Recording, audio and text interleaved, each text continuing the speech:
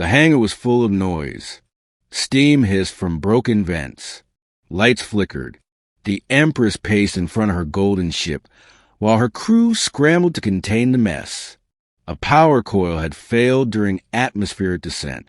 Nothing serious to a warship of her class, but enough to delay her schedule, and that she would not allow. She glared at the workers around her. None impressed her. Her gaze finally landed on a human standing near the open panel with grease on his sleeves and sweat down his neck. He wore no royal colors, no armor, just a simple uniform with a patch that read Jace. "You," she said, pointing her clawed finger. "Can you fix this before the sun dies, or will I wait another century?" Jace looked up from the wiring. "I can fix it. Just need to clear the junction and reset the surge limiters." She raised a brow ridge. Such confidence from one who smells like smoke and oil. Better than perfume and pride. He muttered under his breath. "She heard it. Watch your tone, human. I am your Empress." He shrugged and returned to work. The crew froze, but she only laughed. A cold, regal sound. "You amuse me." 20 minutes later, the system began to power back up. Jay stepped back and wiped his hands. "There, should be stable. But I'd run a pressure test before you leave orbit."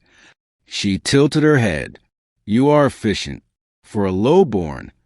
He ignored the jab. From the corner of the hangar came a sudden screech.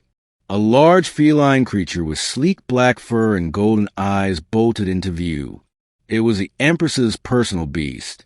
A rare predator from the jungle moons of Tyrell, loyal only to her, deadly to all others. Something was wrong. The beast stumbled. Its front paw dragged against the floor. It yowled in pain and collapsed with a thud that shook the deck. The Empress ran to it. She knelt beside it and hissed in her native tongue. The beast groaned. "Someone bring a grav stretcher now," she ordered. The crew looked uncertain. The stretcher was broken.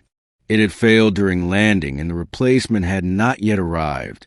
She looked up furious. "Then carry him. Lift him." No one moved. The beast weighed over 500 pounds. Jay stepped forward. "Move aside," he said. The Empress scowled. "You cannot carry him." "Watch me." He bent down, wrapped his arms under the creature's belly, and heaved. Muscles strained. His face twisted with effort. But slowly, inch by inch, he lifted the beast off the floor. The hangar went silent. He carried the feline across the hangar and gently set it down beside the ship's med unit. The Empress stared. "You did not even hesitate." He caught his breath and leaned against the wall. "Animal was hurting. You help when something's hurting.